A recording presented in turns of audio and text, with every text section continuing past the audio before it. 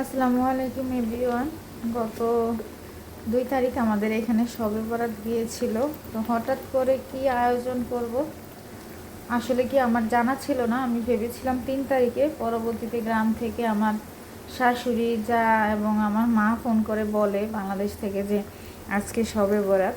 তো সাথে সাথেই মাহিরার বাবারও আসলে ভাগ্যটা ভালো ছিল, এরকম উনি বন্ধ পায় না। তো ওই দিন বিকেল টাইমটা ওনার অফ ছিল রেস্টুরেন্ট। তো এই জন্য আর কি বললাম যে তাহলে গরুর মাংস নিয়ে এসো।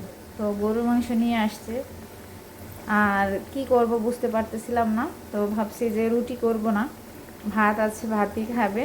ভাত পরবর্তীতে কিন্তু রুটি করা হয়েছিল, সেটা আর আমি আসলে তাড়াহুড়োর জন্য আপনাদের সাথে শেয়ার করতে পারলাম না, কারণ আমি ভিডিও নিতে পারিনি।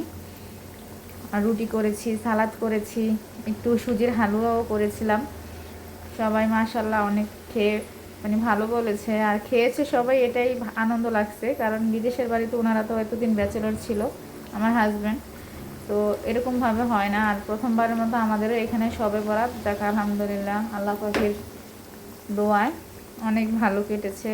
আর ভালো কেটেছে, বাট বাড়ির সবাইকে অনেক মিস করেছি। আমাদের বাসার, আমার শ্বশুর বাড়ির সবাইকে খুব মিস করেছি।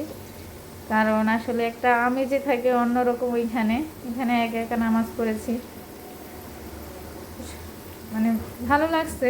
আল্লাহ পাক যে সবাই যেন ভালো রাখে, এইটাই আর কি। একটু খারাপ তো লাগছে, মার জন্য অনেক বেশি খারাপ লাগছে, কারণ এই দিনে মা অনেক কিছুর আয়োজন করে আমাদের বাসায় আমাদের জন্য। আমার মা কিন্তু খায় না, বুটের হালুয়া বানিয়ে রেখে সে যে রাখে এই পর্যন্ত, এরপরে আমরাই খাই। এটা 2-3 দিন রেখে খাই, তারপরে কটা চালের রুটি বানাই। আমরা রাগারাগি করি যে এটা কেন করতেছো, তুমি একা হাতে পারবা না, আমরা কিন্তু করতে পারবো না। কিন্তু তারপরেও কিন্তু মা আসলে ওয়েট করে না আমাদের জন্য। ঠিকই সে চুলার কাছে যে তার মতো করে আয়োজন করে ফেলে। তো সবাই দোয়া করবেন আমার মাকে যেন আল্লাহ পাক ভালো রাখে, সুস্থ রাখে, সব সময় এরকমই যেন থাকে, এই আর কি। তো এখানে আমি গরু মাংসটা মাখা তেলে বসাবো, কারণ আরও কাজ আছে। কষিয়ে রান্না করব না আজকে এমনি তো।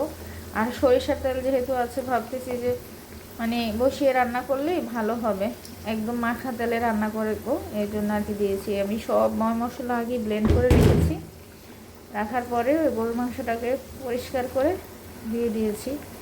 আর এখানের গরুর মাংস তো সব সময় আমরা যে এরিয়াতে থাকি এখানে ফ্রেশ কোটা পাওয়া যায় না, কনজিলাতেই আনতে হয়, ফ্রোজেনটা।